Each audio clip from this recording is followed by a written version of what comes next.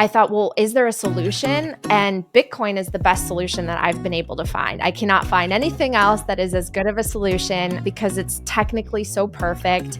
It allows us to create an economy based on a form of money that no one can manipulate, no one can control, no one can inflate the supply and increase the quantity. So I think it's like this incredible opportunity for humankind. And that for me is like extremely rewarding as a mission to help educate people so that they move to this form of savings and so that they can take care of themselves in the future. Hello, everyone, and welcome to Rooted, where we are rooted in truth, growing in freedom, and prospering in life. We're your hosts, Josie and Simone, and we're so excited to dive into the world of financial freedom today. And we're thrilled to have here with us a very special guest, Natalie Brunell. Natalie has been an award-winning TV journalist and reporter for many years. She covers in-depth local and national news topics and holds a regional news Emmy for breaking news coverage. Currently, however, Natalie is most well known for shining bright in the Bitcoin space as a top-rated podcast host and media commentator. Her podcast, Coin Stories, is the leading women-hosted Bitcoin podcast that explores all things related to Bitcoin, financial markets, global economics, and so much more. To top it off, she just celebrated a beautiful wedding a few weeks ago, and she's here with us today. Welcome to the show, Natalie. Hi, thank you so much for having me. Looking forward to this. Yeah, so first off, congrats on getting married. We'd love to just start off hearing about your big day. Well, thank you so much. I was here in St. Louis and I married someone who I met through Bitcoin. But funny story, we met through the Bitcoin space and then we exchanged phone numbers. He actually came on my show. He was a guest on my podcast because he's an analyst. Yeah. He asked me out after and we exchanged phone numbers and I thought, well, that's interesting. He has the area code that I grew up with. So I asked him where he was from and we found out that we grew up less than a mile apart. We went to the same elementary school, junior high, high school. We basically spent our entire young lives in the same building and never met until Bitcoin in our 30s. That's insane. So yeah, it's kind of a crazy story. That's awesome. And so when you first met and interacted on that podcast, was it kind of love at first sight or did it take a while? Yeah, well, it's funny because people who watched it, they definitely sensed like there was some chemistry. My mom even said something, and so it blossomed. But we didn't live in the same city, so everything started online, like through Zoom dates and getting to know each other, and then going to conferences. And so it was, it developed like slowly. We were friends first. That is so cool. Well, awesome. Before we dive into Bitcoin and just all of financial freedom, we would love to know a little bit about your backstory. So if you could just recap us on your backstory a little bit, that'd be great. Sure. Well, I don't know how far you want to go back, but I'm a first generation immigrant. My family came to the US from Poland. My parents grew up under communism. So I heard a lot of stories about just how hard their upbringing was. Sometimes they would have to wait in really long lines for food. And so they always dreamt of coming to the United States and pursuing the American dream. And it was really, really hard to be able to come. You either had to have a family member who would basically apply for you to get a visa, or you had to win a lottery. They had like a lottery with a certain amount of spots every single year. And my mom tried every single year. And they were finally able to come in. My mom was in her late 30s. My dad was in his early 40s. And so they picked up their lives. They didn't know the language, but they thought there was more opportunity here. So they moved my brother and me to a little suburb outside of Chicago. And I feel like I was really fortunate because, when you're little, you can assimilate to a culture much faster. Mm-hmm. My brother was 16, so it was a little harder for him. He still has a bit of an accent, and I was just sort of like thrust into the American life. And I watched them work really, really hard and like sometimes multiple jobs. My dad would get up at like 3 o'clock in the morning and scrape the car from snow and head to work, and he would come back super late. And they were finally able to afford a home in the suburbs. And I went off to college, and then the great financial crisis hit and they lost it and they had to file for bankruptcy. And that was a really difficult time because everything that I thought I knew or understood about America and the American dream, I felt like I was kind of betrayed. I felt like there was some injustice, and I didn't understand how this could happen to my parents. And I started my career in journalism with sort of this seed planted of like, how could this happen? Why did we just have this crisis? And so I became a reporter, and I knew nothing about the financial system, but I kept reporting all over the country on people really struggling, like the cost of living going up, the cost of education, political corruption. And in 2017, I learned about Bitcoin for the first time. And like everyone else, I totally dismissed it because I did not have an understanding of economics or finance. And so I thought this is probably going to be something where I could lose all my money or it's a scam. And then a mentor of mine gave me the book, The Bitcoin Standard, and that started my journey. And I read it, and it was transformative. It was life-changing. And I literally remember sitting up and going, this is why my parents lost everything in the great financial crisis. Oh my gosh, this could be the solution to all of this. And I have to learn everything I can about it. And then I basically spent years studying Bitcoin, started a podcast, and the rest is history. Wow. Wow, that's incredible. Before we kind of dive into Bitcoin specifically, I'd love to kind of touch on your time when you were a reporter. I've heard it's a tough industry to be in. What were some of the challenges but also joys of being in that space? Yeah, I mean, everything has its challenges and also its beautiful parts. For reporting, it's really interesting because it looks so glamorous, right? When you see someone on TV. And I grew up watching Oprah. I loved Oprah. I loved Barbara Walters. And I thought, oh my God, what an amazing career. It's this noble profession where you get to travel the world and interview interesting people. But it is very, very hard. Your schedule is crazy. I worked so many weekends. I basically had no evenings or weekends off in my Wow. 20s. I made no money. My first job out of school paid less than my first internship in high school. Oh my goodness. It's just a grind. And what made it more challenging is when I was going through journalism school, there was this massive transformation happening with digital media and everything was moving online. And so the job of a reporter, like a decade or 2 decades before I was in school, was someone who was just focused on telling the story and going live, and they had almost like a whole team with them, someone to edit their story, someone to help them produce it and shoot the video. And by the time I graduated, I was like supposed to be a one-man band doing basically the job of 5 people, but getting paid less than what one of them used to be paid. So it was kind of crazy. I did not expect that.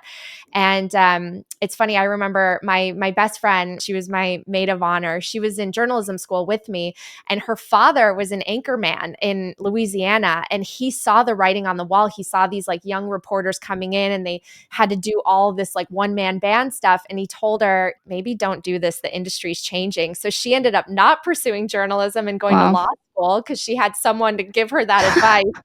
I was like, oh, it'll be fine. I'll end up on, ABC News and whatever. But it was hard. It was hard. I pursued it a very old fashioned way, like chugged through the small market, medium size, Mm-hmm. big market, ended up at the national level, which was great.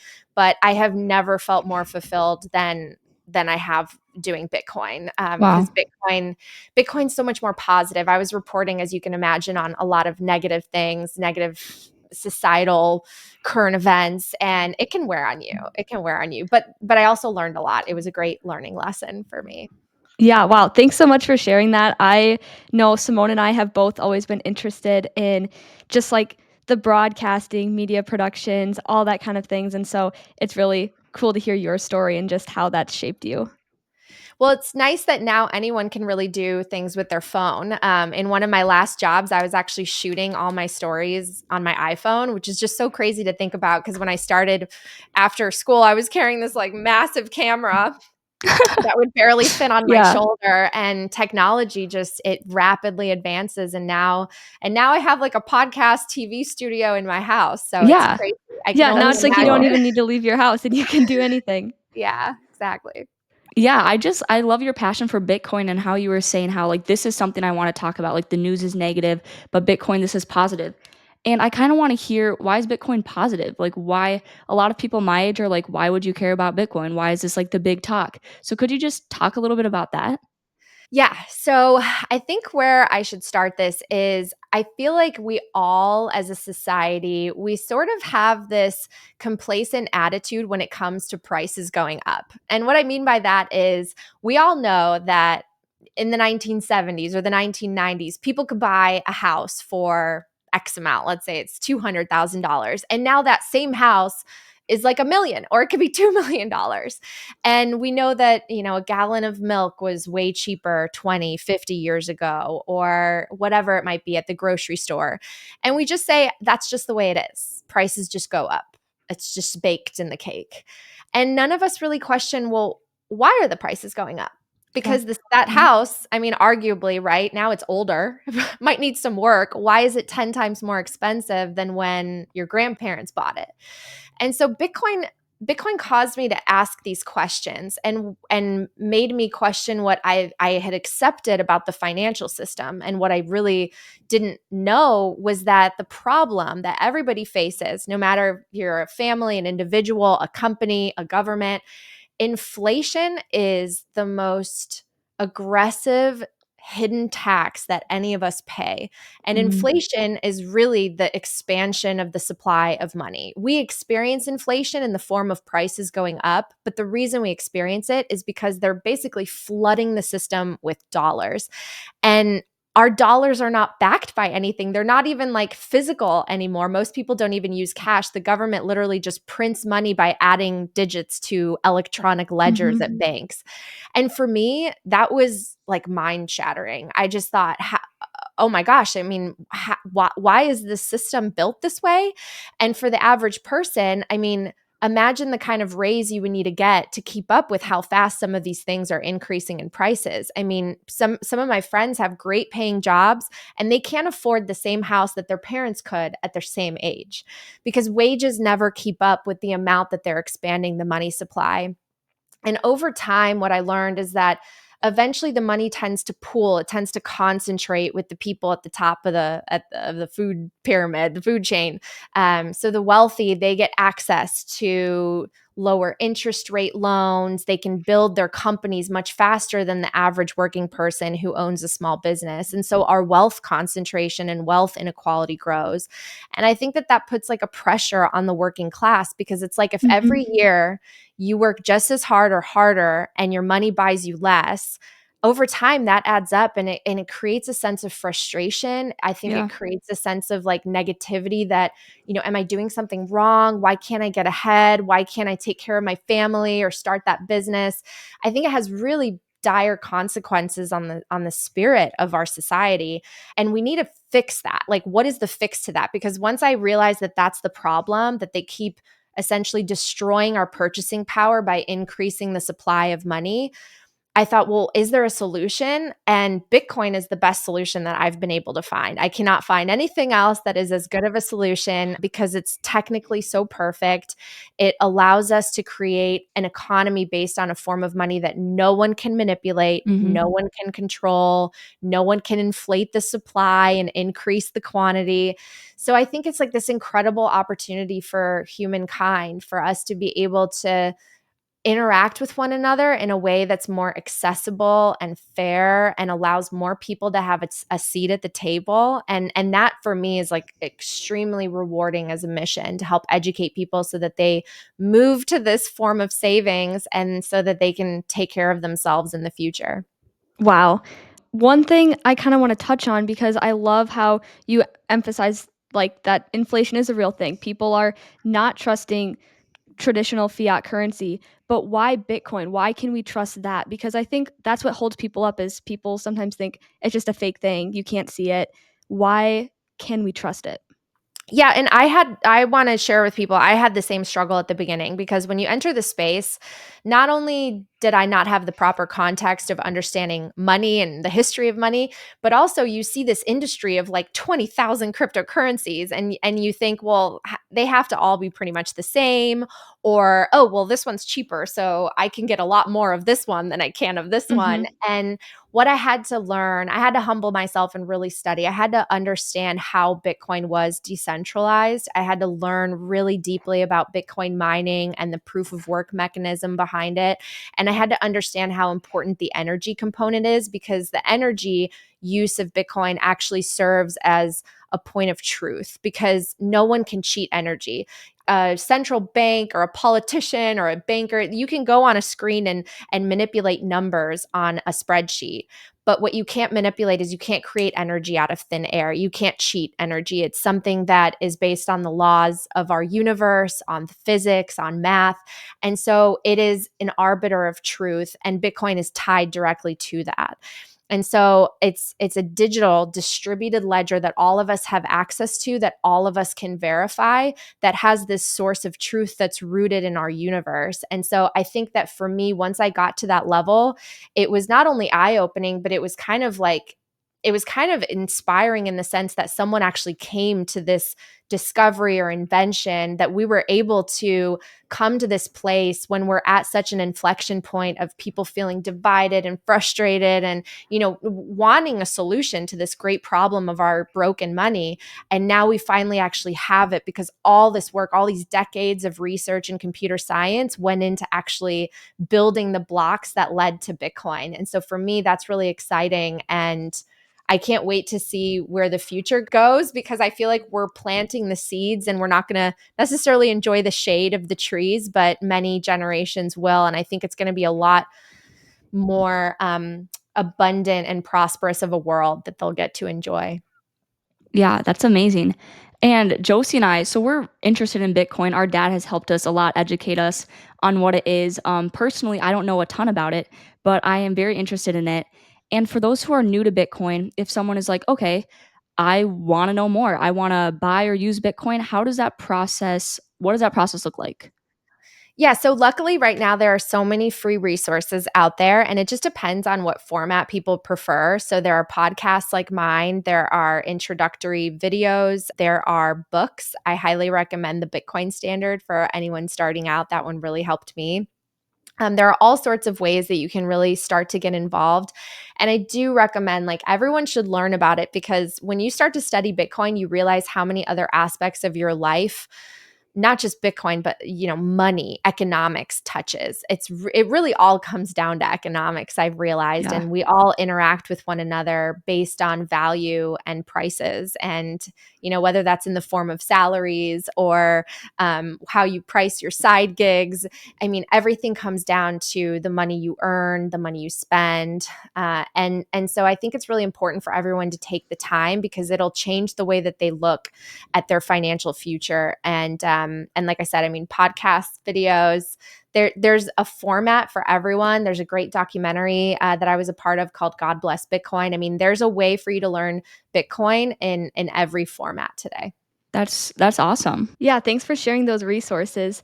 And I know for our listeners specifically, many of them are college students. We have people from all walks of life, but college students are kind of who is listening to us primarily. And as a former college student, I just graduated with a finance degree. And I know that in my finance classes, they were always talking about, your Roth IRA and Social Security, and just, is that even going to be around down the road? And so for these college students that are all of a sudden they have a salary, they have a paycheck, and they're figuring out, where do I want to store this money? What advice do you have for college students who are trying to figure out, what should I do with my money to best maximize my financial future? Well, what I would say to them is that Bitcoin is the best performing asset of the last decade, and it has a compound annual growth rate that's anywhere between 20 and 60%, which means that pretty much nothing outperforms Bitcoin. I see it as something that will be the savings technology for every future generation.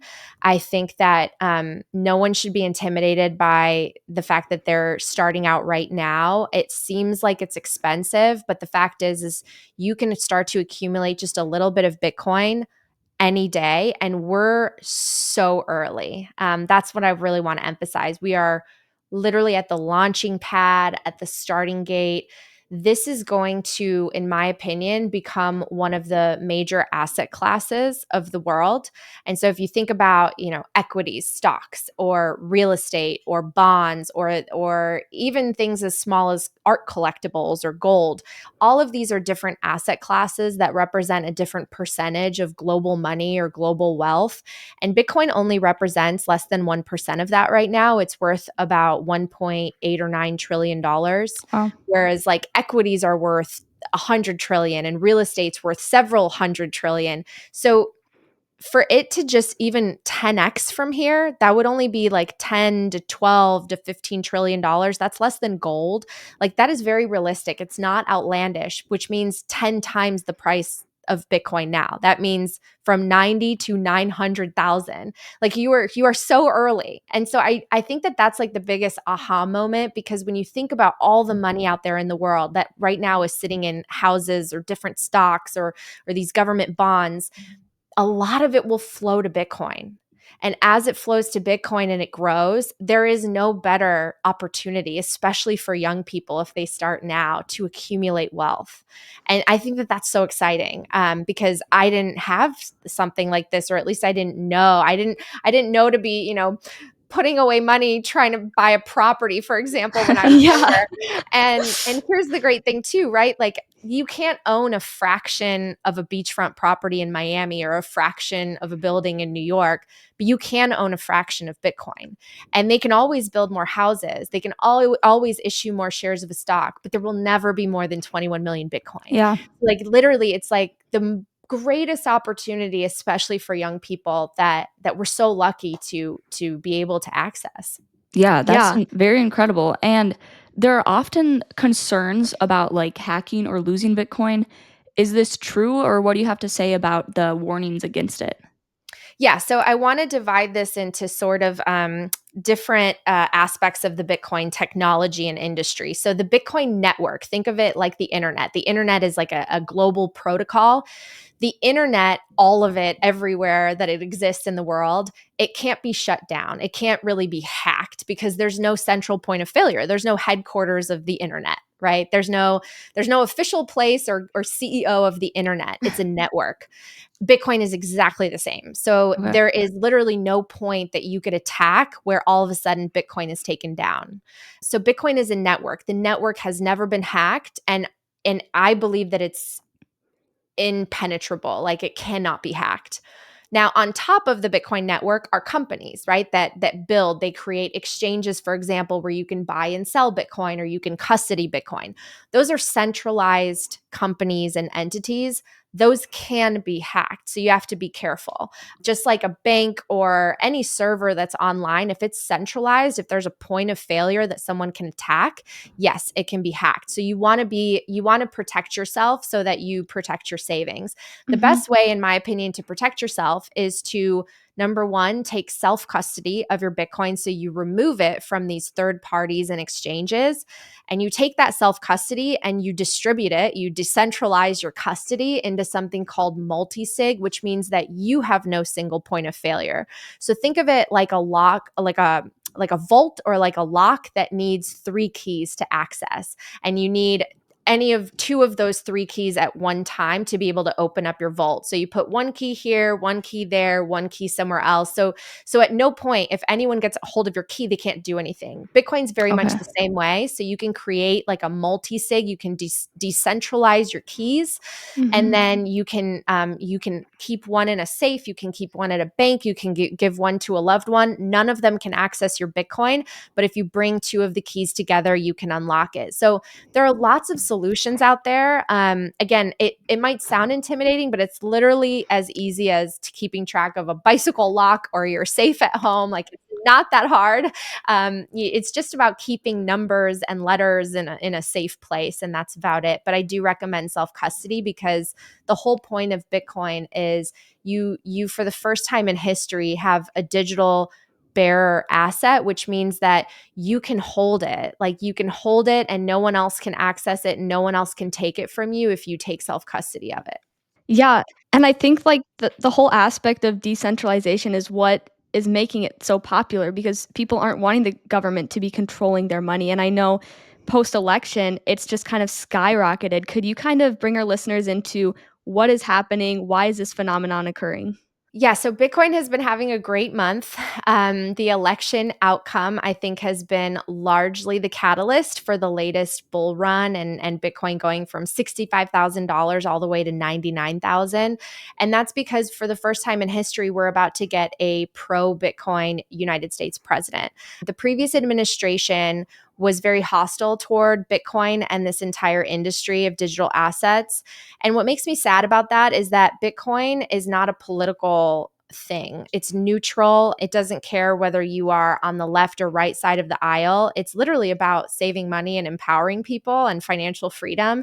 So it was kind of disappointing to see political leaders of either side take a stand against it or try to prevent the industry from growing because it's such an empowering tool for the average person, for the working person, and it represents the American dream. So that all changed as of this election because with Trump coming in, he has basically promised to embrace Bitcoin, protect people's right to self custody, possibly remove capital gains taxes, and create a US strategic Bitcoin reserve, which would mean that the national government actually buys and holds Bitcoin, which would be incredible. And it would signal to so Wow. many other countries that this is a legitimate asset. This is going to go Yeah. in our reserves. I mean, that would be massive. I would think that if we actually created a strategic reserve, which could happen as soon as the first 100 days of Trump's presidency, I think that Bitcoin would go to several hundred thousand a coin. I mean, I don't see why it wouldn't.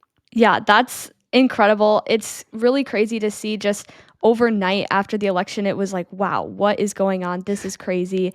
This Yeah. is insane. And I know that you've projected it to get to like 100,000 or something like that. What is kind of the time frame on that? I mean, I would be surprised if it didn't hit 100,000 by the end of the year because we've made such massive aggressive moves and there's so much demand for things like the ETF products that some of the Wall Street firms are issuing now. I mean, Bitcoin's very volatile short term, so it's hard to predict. Sometimes it moves in a direction you don't expect, but we have a massive like tailwinds behind us now pushing us forward in the right direction. So I think 100,000 by the end of the year. And then if we get a US strategic Bitcoin reserve, I think that this is going to several hundred thousand a coin. Some people are predicting seven figures. And then again, if you think about, I like to calculate, if I'm thinking about the price, I like to calculate it based on what percentage I believe Bitcoin will capture of global money.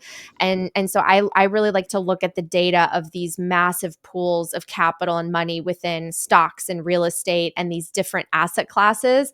And then I just say, okay, well, I think Bitcoin can capture 20% of that or this percent of that. I think it could go to 20 trillion. And then that essentially tells me where the price will go. Because if it's worth a little under 2 trillion now, if we say double that, we know where the price is going to go. If we 5x it, if we 10x it, then you just add that to the current price of Bitcoin. And so I think again, this is like such a great opportunity.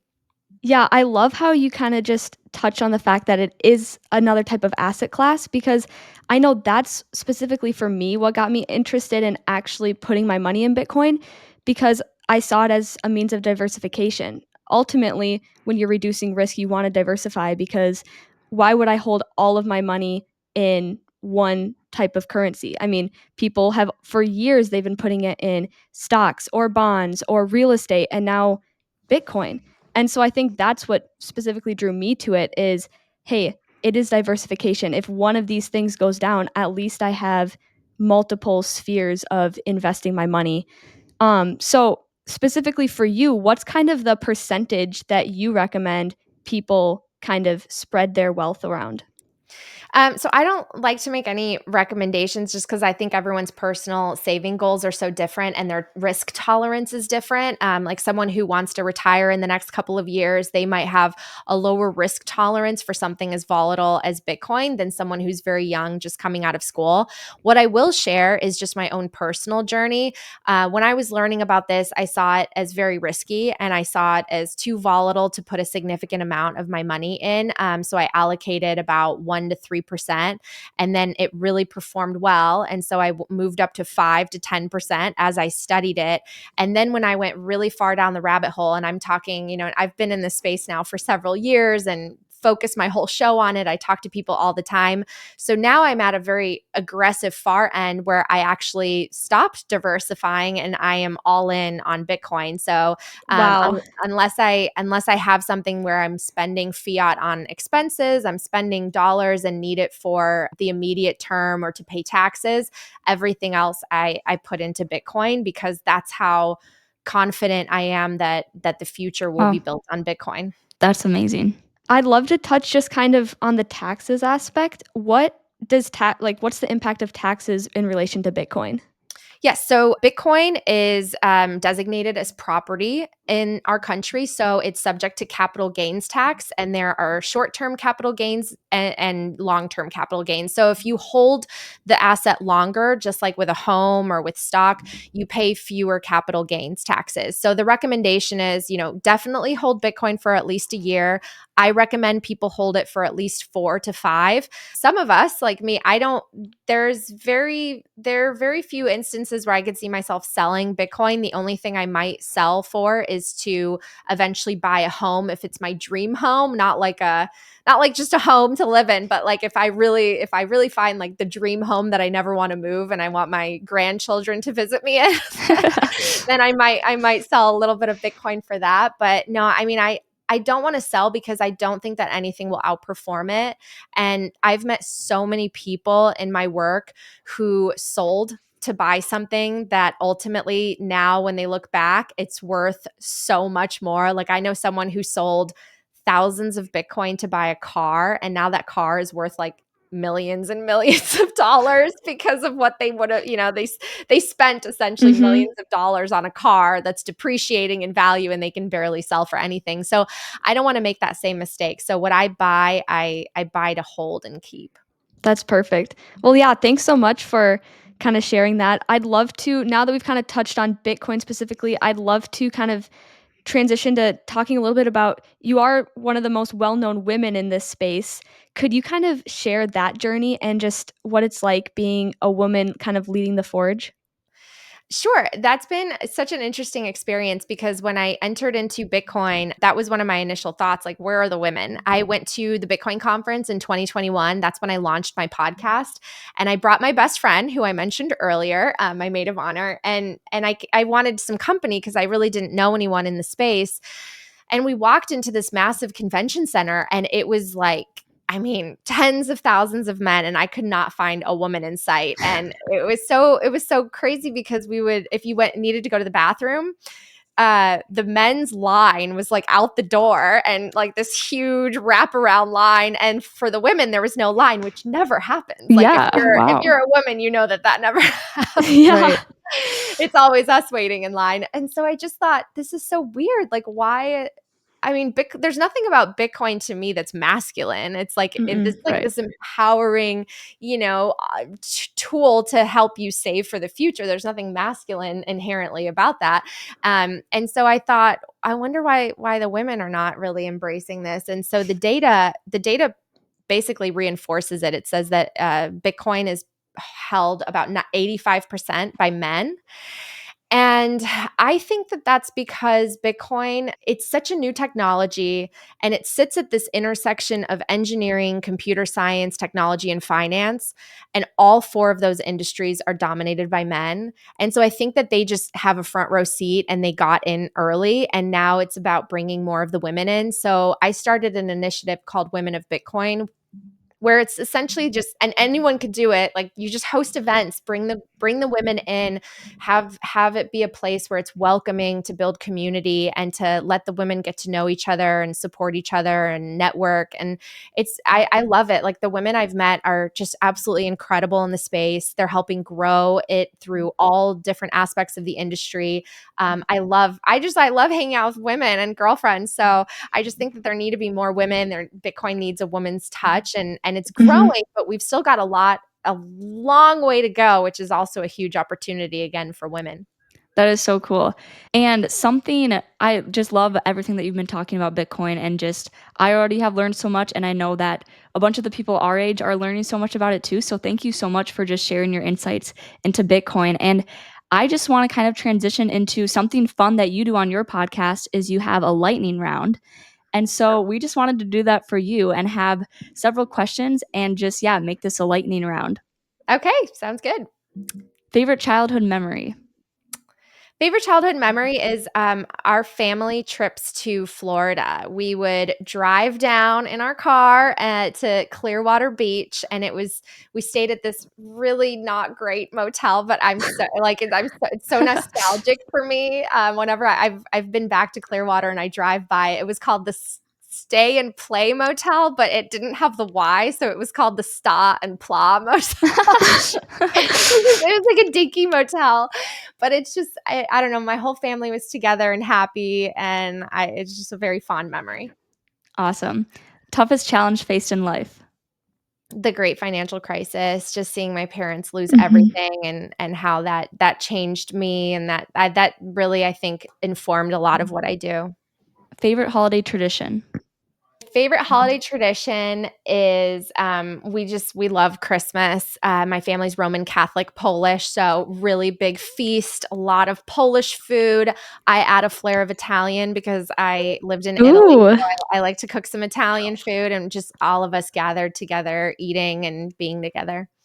And then a couple Bitcoin questions. Biggest misconception about Bitcoin? Biggest misconception, I would say two: that you're too late because of the price, and that it uses too much energy. Best Bitcoin resource for beginners? Um, well, my podcast, obviously. I think the book, The Bitcoin Standard, is amazing. So I would recommend everyone read that, and just listen to some Bitcoin podcasts. They're super fun. Finish this statement. Bitcoin is Bitcoin is hope. awesome. Wow. Could you elaborate on that piece a little bit, the hope piece? Yeah, I mean, I actually talked about this a little bit yesterday when I went on Fox. I think that hope, there's no more motivating force in our life than hope, than thinking that the future is going to be better. If you didn't expect the future to be better, I think you'd be pretty sad. You wouldn't That's want to so work very true. hard, right? So you have to have hope.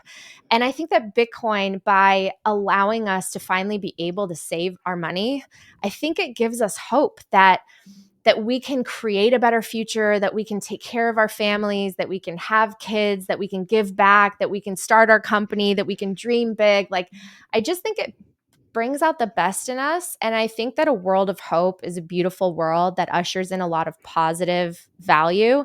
Whereas a world without hope, I think it just tears people apart and turns us against each other. And I don't think that's who we really are. So I think we need a return of hope. We need a return of the sense of the American dream. We need that dream to be global, to be universal, so that anyone can achieve it anywhere. And I think the only way we do that is with a perfect form of global money. That is so That's good. beautiful. Well, thank you so much. It's been such an honor to just join you in conversation. And I know our audience is going to learn so much from this podcast. So thank you so much for sharing your wisdom and insight onto economics and specifically Bitcoin. If people are like, wow, this is really interesting, I love Natalie, which I'm sure they will be, how can they find you? How can they access your resources and just get connected with all you have to offer? Well, first of all, thank you so much for having me. I wish you guys all the best since we're in the same podcasting world. You can reach me on all the different social platforms. Just make sure to look for a blue check because there are a lot of impersonators. So make sure to look for a blue check. But I read my DMs. You can email me at info@talkingbitcoin.com. My show is called Coin Stories. It's on every video and audio platform. And I'm very active on X at Nat Brunell. Thank you so much, Natalie. And we'd love to leave you with the last question of the podcast. We ask this to all of our guests. And it is, what is one truth that you would encourage everyone to be rooted in? I would like everyone to be rooted in just believing in themselves. I think a lot of us have these conversations internally where we just doubt ourselves and we're our own worst critics. And we think of 20 reasons why something is not possible and why something will fail. And you need to flip your thinking to the 20 reasons why it will work. and to really believe in yourself. And I think that I wish that people looked at Bitcoin the same way. I get presented with 100 reasons why it won't work. And we're here to give you 100 reasons why it will. So the more positive you can be, the better.